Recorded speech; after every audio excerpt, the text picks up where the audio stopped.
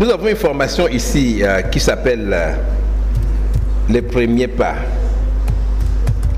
Et cette formation a lieu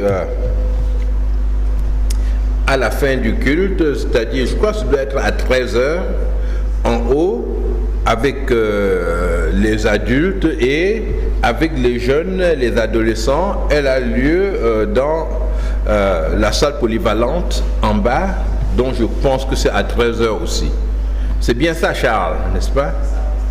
Oui, et dans cette formation-là, on apprend à marcher avec le Seigneur, se rassurer déjà qu'on est avec lui.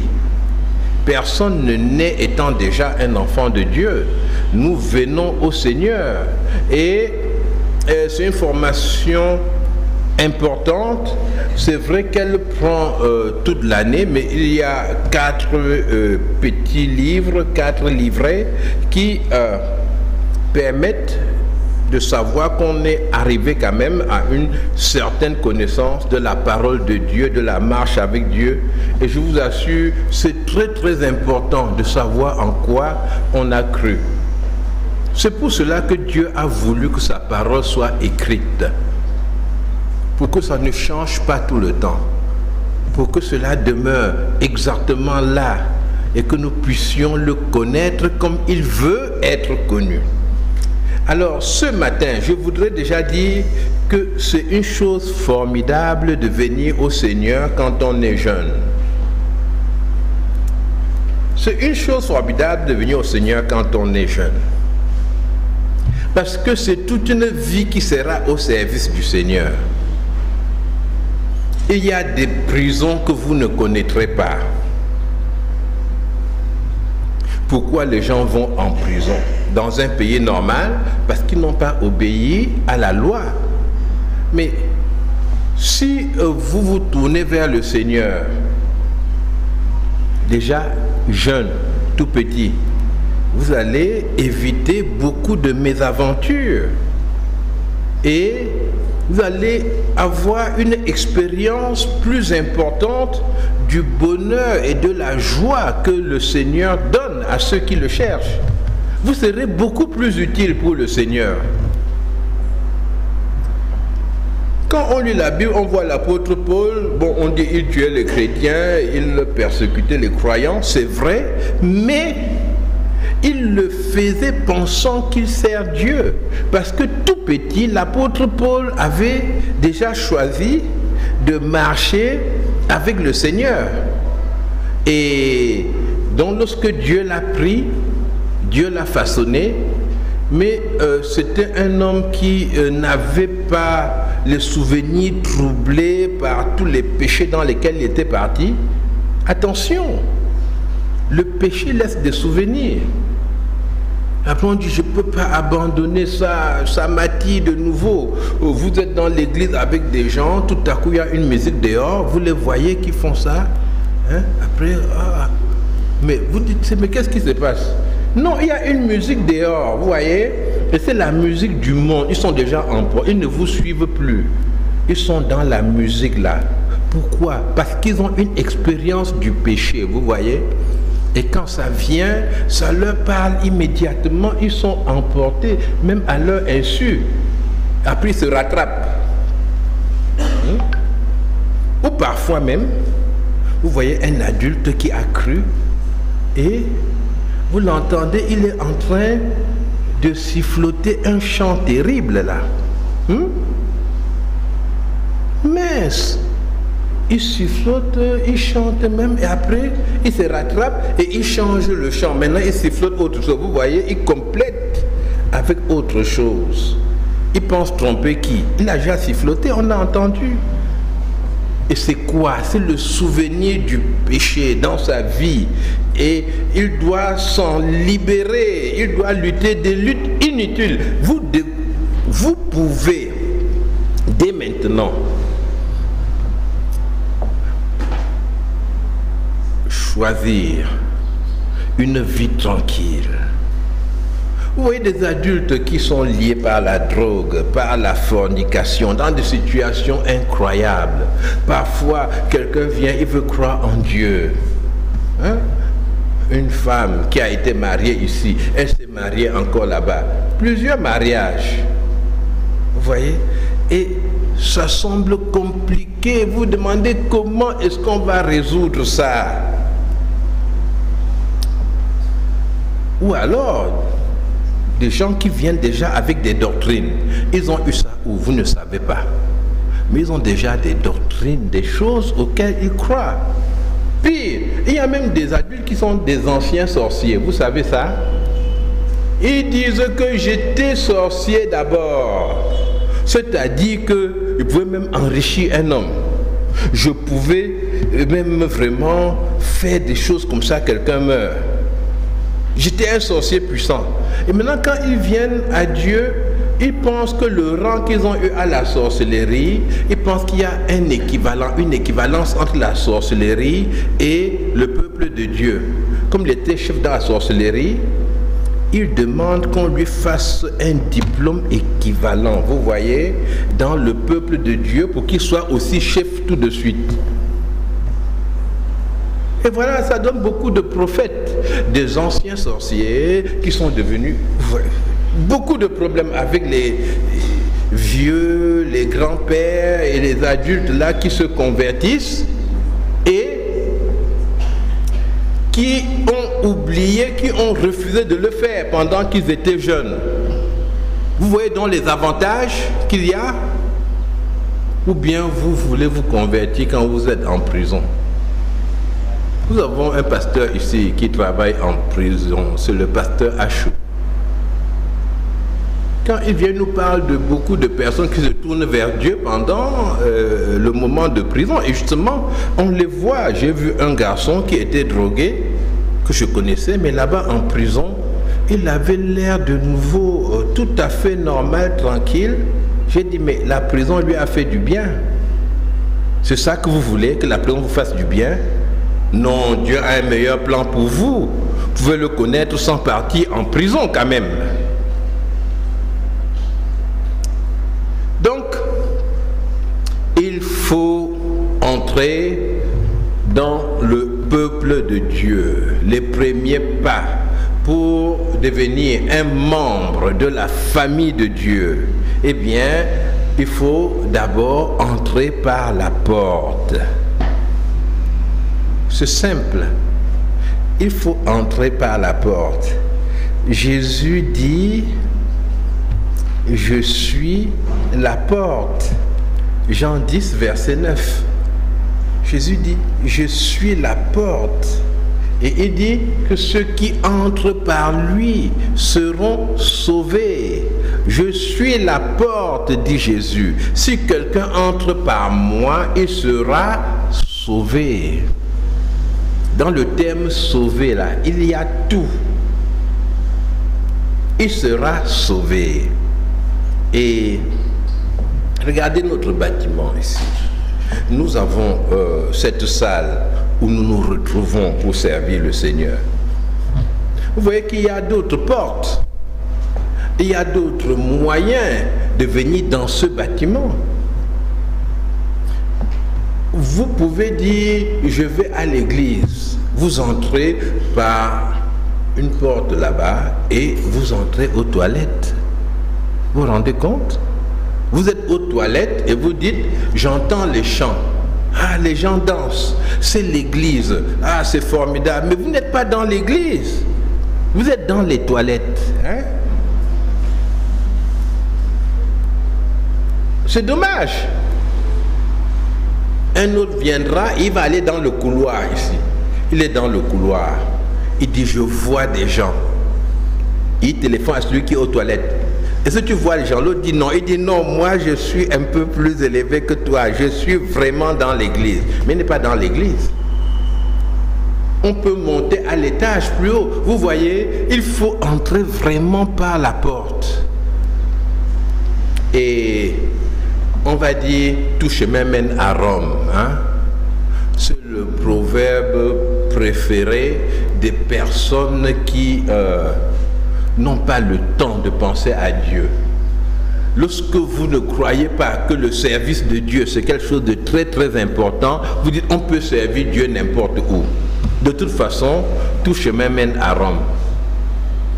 Mais c'est faux. Jésus dit, il est la porte.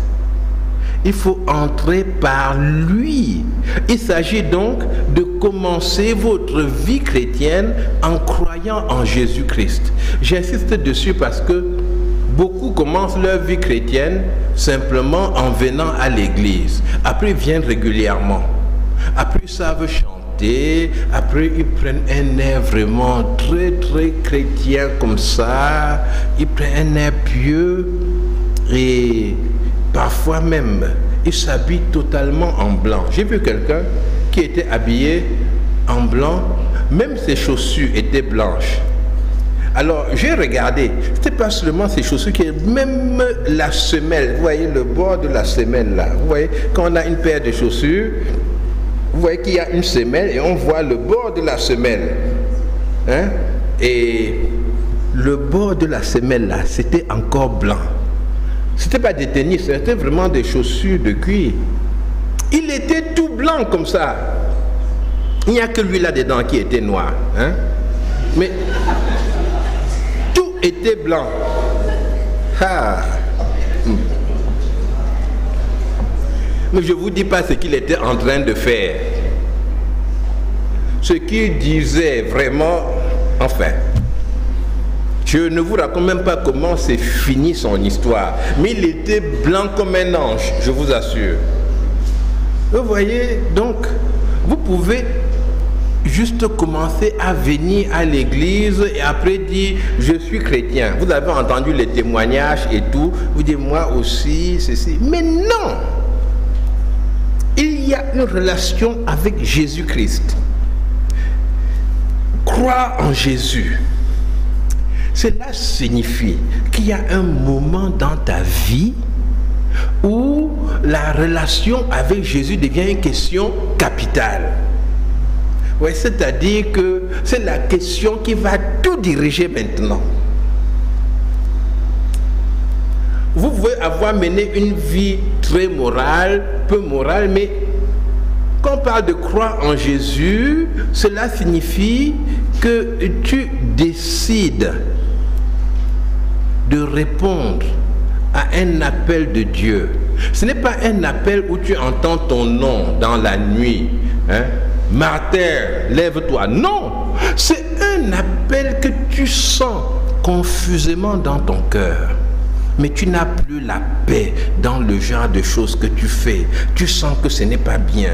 Tu sens que ta vie, comme on dit dans notre langage ici, que ta vie ne donne pas.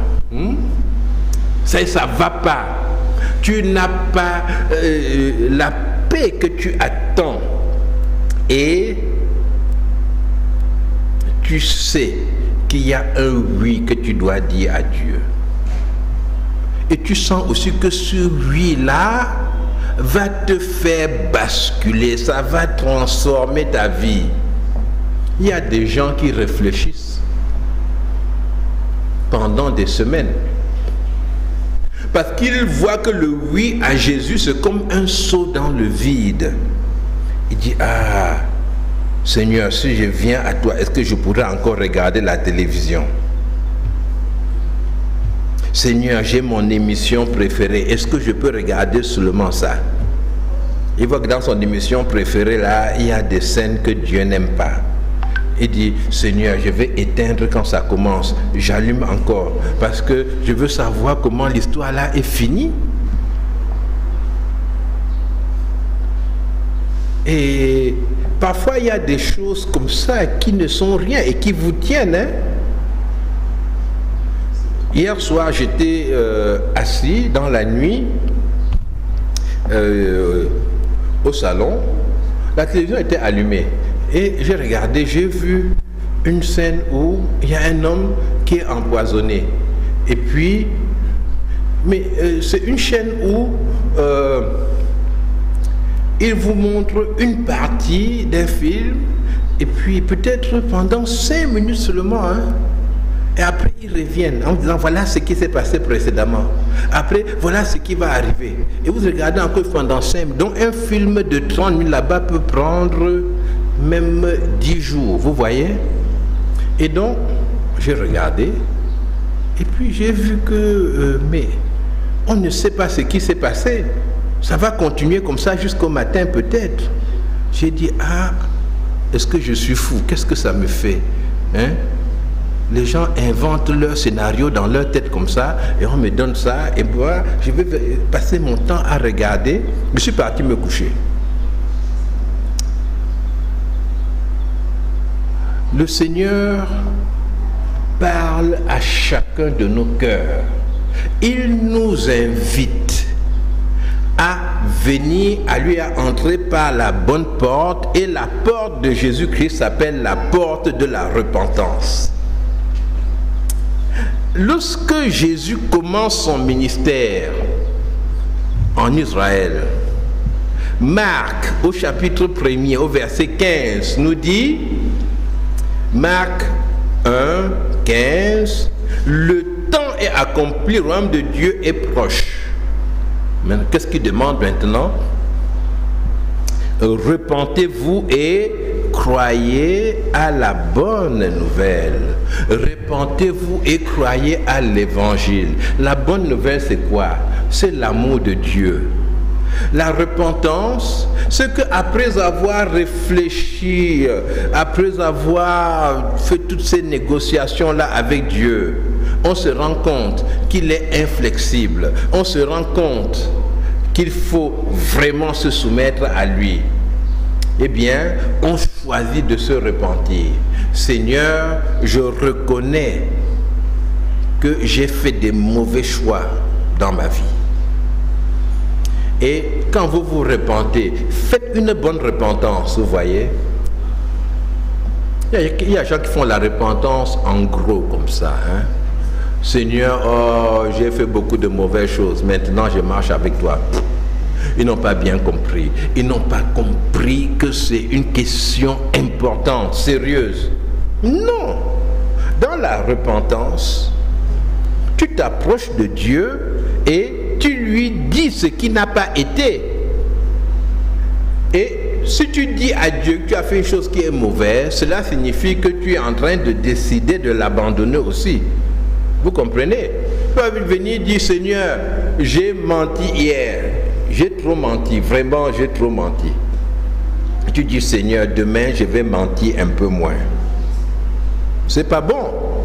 Ou bien tu dis, j'ai trop menti, et tu te dis au fond de ton cœur, il faut que je commence à résister un peu au mensonge. Non. Quand tu dis j'ai menti, cela signifie que tu choisis d'abandonner le mensonge. Sinon tu n'es pas sérieux. Dans la repentance, tu dois honorer Dieu. Dans la repentance, tu glorifies Dieu. Dieu est respecté dans ta repentance. Tu ne fais pas une repentance superficielle. Il y a des gens qui pratiquent ce qu'on appelle la confession dans leurs églises, c'est-à-dire que chaque semaine, le chrétien vient, il dit, voilà, j'ai fait ceci, j'ai fait cela, il raconte quelques péchés, et puis, on lui dit, tes péchés sont pardonnés. Et ils se disent, je me suis repenti.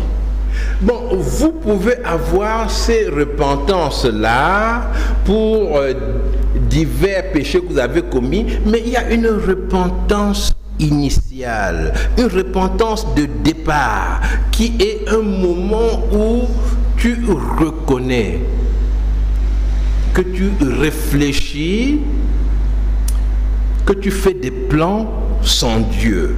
Parce que le péché, ce n'est pas simplement les actions que tu as posées. Le péché au départ, c'est d'envisager ta vie sans Dieu. Le péché, c'est ton indépendance de Dieu. Parce que quand tu viens à Dieu, tu te rends bien compte que Dieu veut être ton patron, ton chef. Et le péché donc, c'est de dire non, je vais moi-même organiser ma vie.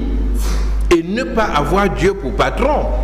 Il y a certains qui disent, Seigneur, bon, toi comme patron c'est un peu dur, mais je vais rester mon patron, mais je vais t'obéir. Hein? Vous voyez ça? Mais je veux être moi-même mon patron, je vais prendre tout ce que tu dis là, je vais faire. Hein? Je n'ai pas besoin de travailler pour toi directement, je peux travailler ailleurs, mais contribuer très très fort à tes affaires. On peut le dire dans la vie, n'est-ce pas? On peut le dire à un oncle, à un père, à un grand frère. Dire, je ne veux pas travailler pour toi directement, je vais travailler ailleurs, mais je vais t'obéir. Dieu ne veut pas ça. Dieu veut que tu sois directement sous lui. Et le péché maintenant, c'est de dire, Seigneur, j'ai mon propre moteur. Non. Il s'agit de te soumettre à Dieu. Donc la repentance, c'est de dire, Seigneur, je viens à toi, Seigneur, j'accepte de changer totalement, j'accepte que tu deviennes le chef de ma vie. Et celui qui se repent, il a conscience qu'il prend un risque. Il y a un risque, hein? Parce que Dieu peut vouloir maintenant que je devienne simplement un pasteur. Vous voyez ça? Beaucoup de jeunes gens voient les pasteurs comme vraiment les derniers de cette terre. Hein? Ils disent oui, il peut être pasteur, mais avec une église grande comme à la télé. Mais ce sont les petits trucs que je vois là. Seigneur, aide-moi à ne jamais être ça. Les petits groupes là, avec quelques personnes, Seigneur, je ne veux pas. Et tu peux aller vers Dieu, et tu voulais être docteur, maintenant il dit que tu dois être infirmier. Vous voyez ça? Il limite tes ambitions, tu dis non, non, non. Seigneur, promets-moi que je serai docteur, et même professeur de médecine. Je veux être grand, Seigneur, promets-moi ça, je vais venir. Dieu ne promettra jamais cela. Il y a un risque que tu prends. Parce que quand tu viens au Seigneur, Dieu veut que tu comprennes que ses plans pour toi sont meilleurs que les tiens. Vous comprenez ça? Tu as des plans, mais tu ne vois pas loin. Moïse avait des plans pour Israël. Il pensait qu'en attrapant un Égyptien et en le tuant là, il pouvait arriver à libérer son peuple. Mais Dieu avait des plans encore plus grands pour Moïse. Un plan exceptionnel. Mais regardez le nom de Moïse, ce que c'est dans la Bible aujourd'hui. Ce n'est plus le criminel qui est poursuivi par Pharaon partout, mais c'est le libérateur d'Israël qui annonce Jésus-Christ, le prophète de Dieu qui reçoit la loi, qui conduit le peuple dans le désert, vers la terre promise. Dieu a des plans pour toi, n'aie pas peur. C'est la vraie vie, celle que Dieu te promet, celle que Dieu te propose. C'est les vrais défis, les vraies batailles. Toi, tu veux jouer les interquartiers, n'est-ce pas? Alors que Dieu a les matchs internationaux. Vous comprenez? J'ai dit même intercontinentaux. Vous voyez, on fait une sélection par continent. Voilà le match de Dieu. Et tu es là, tu pleures parce que le quartier Tsinga a battu ton quartier qui est peut-être le quartier Etoudi. Et puis il faut que Etoudi gagne. Seigneur, aide-nous. Dieu dit, tu fais quoi dans l'interquartier? J'ai les places ici pour toi. Hein? Tu pries, Seigneur, je veux gagner l'interquartier. Mais soyons sérieux. Saisis la main du Seigneur, entre par la porte de la repentance et entre dans les grands matchs que le Seigneur a pour toi. Il s'agit donc de dire oui à Jésus. Maintenant, quand tu viens à Jésus et tu te repens, tu dis, Seigneur, je veux que tu sois le chef de ma vie. Il y a quelque chose qui se passe. c'est une chose spirituelle. C'est-à-dire qu'il n'y a pas de machine pour mesurer ça. Il y a des gens qui disent que non, tu vas devenir très riche tout à coup. C'est encore les petits matchs que tu es en train de chercher là. Hein? Ne t'inquiète pas, Dieu subviendra à tes besoins. Mais il y a une chose qui se passe, c'est que le Saint-Esprit vient habiter dans ton cœur. Le Saint-Esprit. Le Saint-Esprit est Dieu. C'est l'expression de Dieu aujourd'hui parmi les hommes. Quand je dis Jésus est venu dans mon cœur, mais Jésus est venu comment? Si on ouvre mon cœur, on va voir Jésus. Quand je dis Jésus est venu dans mon cœur, mais j'énonce une vérité spirituelle. L'Esprit de Dieu est venu sur moi. C'est-à-dire que je reconnais que j'ai un esprit moi-même et que l'Esprit de Dieu est venu dans mon esprit et m'a transformé. Parce que quand tu te répands, Dieu dit, je ne mettrai pas dehors celui qui vient à moi. Dieu ne te met pas dehors, quelles que soient tes fautes. Il dit, viens. Maintenant, ça va changer. Et il te donne le Saint-Esprit. Et quand le Saint-Esprit descend dans ton cœur, certains disent quand c'est descendu dans leur cœur, ils se sont mis à rire, ils sont tombés par terre. D'autres disent que le Saint-Esprit est venu dans mon cœur, vraiment, j'ai dansé toute la nuit. Eux disent même que j'ai parlé des langues que je ne connaissais pas, j'ai parlé, ils ne pouvaient plus m'arrêter. J'ai dit, mais enfin, je ne veux pas parler comme les méchants ont parlé à la Pentecôte en disant ils sont pleins de vin doux. Hein? Non, mais je vais dire, quand le Saint-Esprit vient dans ta vie, ce n'est pas toujours de façon à attirer les regards. C'est une chose entre Dieu et toi. Mais il se peut que par ta vie, par ta façon de faire maintenant, les gens sont étonnés et te disent que quelque chose a changé en toi. Hein? Il y a une modification de ton caractère que le Seigneur produit. Il y a une œuvre en toi qui est l'œuvre du Saint-Esprit dans la vie d'une personne qui s'est donnée au Seigneur. C'est une œuvre puissante, c'est une œuvre profonde. Cela peut prendre plus du temps dans une vie que dans une autre. Mais quand le Saint-Esprit vient, il transforme véritablement la vie de ceux qui se tournent vers le Seigneur. Alors, une première chose, quand le Saint-Esprit vient dans ta vie, il t'apporte la sécurité. Tu es sauvé. Peut-être tu étais inquiet. Quant au jugement dernier, qu'est-ce qui va advenir de toi? Mais tu vois que la question disparaît parce que tu es sauvé. Le Saint-Esprit t'apporte la tranquillité. Le Saint-Esprit vient calmer tes angoisses. Et le Seigneur te montre chaque jour que tu es sauvé. Et tu as une assurance de plus en plus grande. C'est l'assurance du salut. Quand le Saint-Esprit vient dans ton cœur, une deuxième chose qu'il fait, c'est que tu deviens membre de l'Église de Jésus-Christ. C'est-à-dire, tu entres dans une famille, la famille de Dieu. Et tu commences aussi à aimer les autres. Avant, quand tu venais dans l'église, tu étais fâché. Tel là, est-ce que les gens se lavent même dans cette église? Tu t'assieds, les odeurs vont me tuer dans cette église. Hein? On ne se brosse pas les dents. Les gens là, vraiment, ils parlent, ils crachent partout. Vraiment, je pars seulement là-bas, je pars par que faire. Et tu commences à aimer les gens. Tu vois qu'ils existent. Tu as envie de les connaître. Soit que vous dites, laissez le Saint-Esprit s'exprimer dans vos vies. Ne vous laissez pas gagner par la peur de l'autre, n'est-ce pas?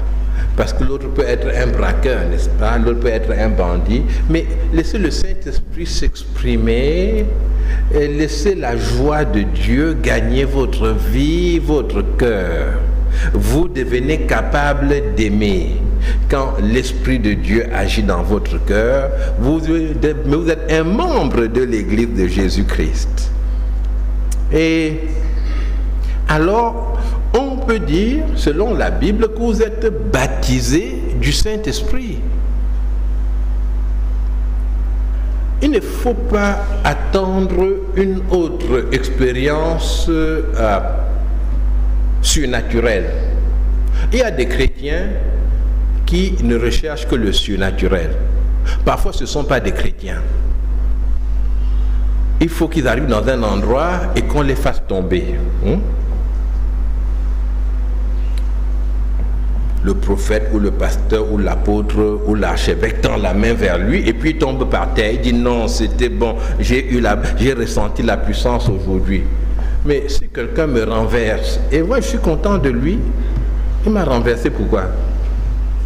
Dieu n'avait pas un autre moyen pour moi? Bon, admettons, une fois on me renverse parce que Dieu veut me communiquer quelque chose. Mais une deuxième fois on me renverse encore. Donc en allant à l'église, je dois avoir deux vêtements, un pour tomber et après je me change pour rentrer chez moi. On se tombe, parfois on tombe sur les chaises partout. Quand je vois cela, je pense au match de catch. Parce qu'au catch, vous voyez les gens, ils tombent vraiment d'une façon et après vous voyez qu'ils sont en bonne santé. Bon, je n'ai jamais compris le catch. Je me dis, est-ce que c'est un trucage ou bien c'est vraiment... Je n'ai jamais compris ce sport-là. Et nous ne vivons pas dans l'attente du surnaturel. Nous croyons que toute chose concourt au bien de ceux qui aiment Dieu. C'est-à-dire que Dieu gère les circonstances. Il les organise en ta faveur. S'il veut le surnaturel, il va le créer, mais il dirige les circonstances. Il dirige les rencontres. Tu cries, quelle coïncidence m'est arrivée aujourd'hui. C'est la coïncidence de Dieu. C'est Dieu qui gère les circonstances et qui les gère en ta faveur. Amen. Dieu gère les circonstances en ta faveur. Et une autre chose que je voudrais mentionner quand tu viens à Jésus, tu es aussi héritier des promesses de la Bible. Et il y a une promesse importante pour nous ici, c'est que les sorciers ne peuvent plus rien contre toi.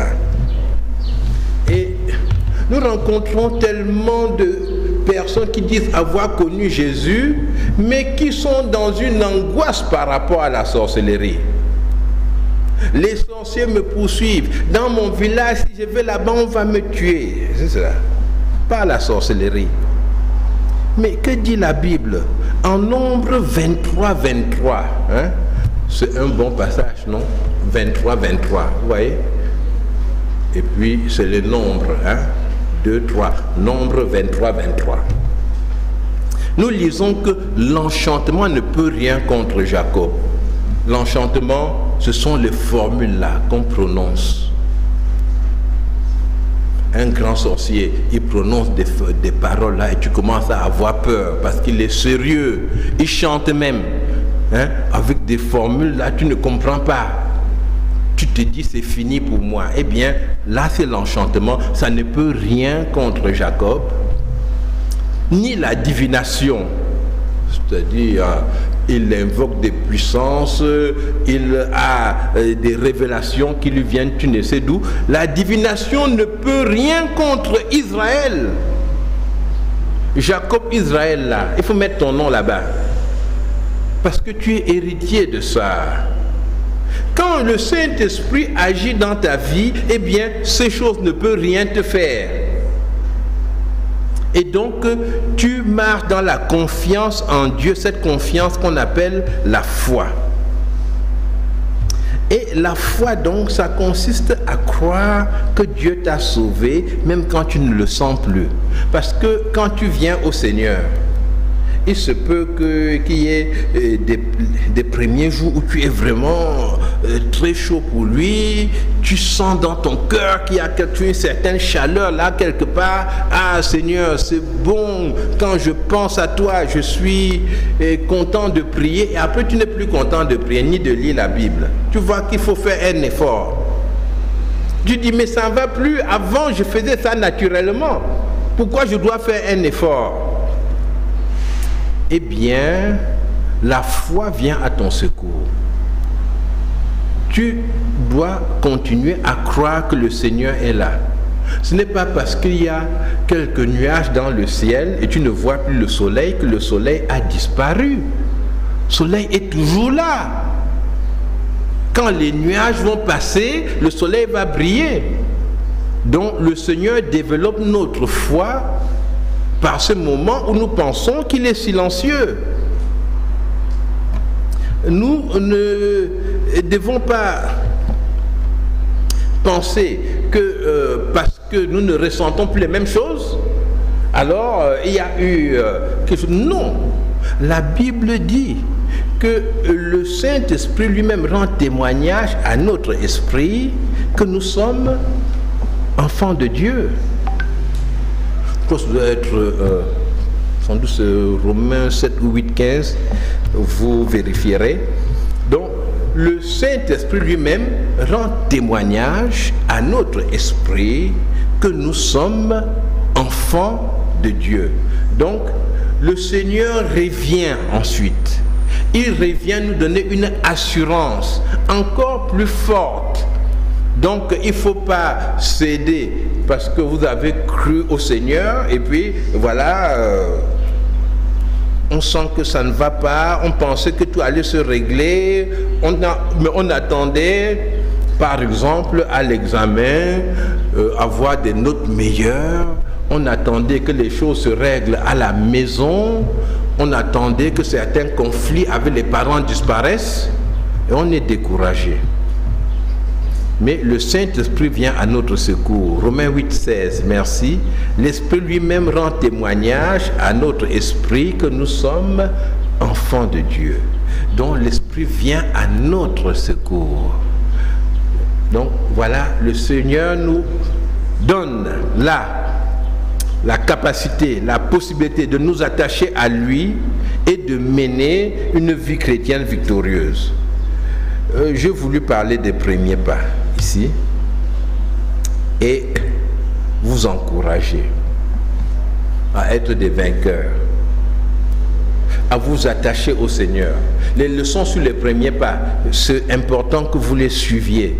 Et pour ceux qui ont clairement choisi de marcher avec le Seigneur, continuez à vous attacher à lui par la prière, par l'étude de la parole de Dieu, et n'hésitez pas à vous faire aider par les répétiteurs que nous sommes. Je suis un répétiteur, hein? C'est-à-dire que après que Dieu ait enseigné, il y a les répétiteurs qui doivent répéter, enseigner de nouveau ce qui a déjà été enseigné. On n'attend pas du répétiteur qu'il apporte quelque chose de nouveau. On attend tout simplement qu'il aide à bien faire les révisions. Et Dieu nous a donné beaucoup de répétiteurs. Il y a des anciens ici, il y a des responsables de vos différents groupes qui sont tous des répétiteurs de Dieu à votre disposition. Donc, restons ensemble. Nous sommes la famille de Dieu. Que le Seigneur vous bénisse. Amen. Nous allons prier.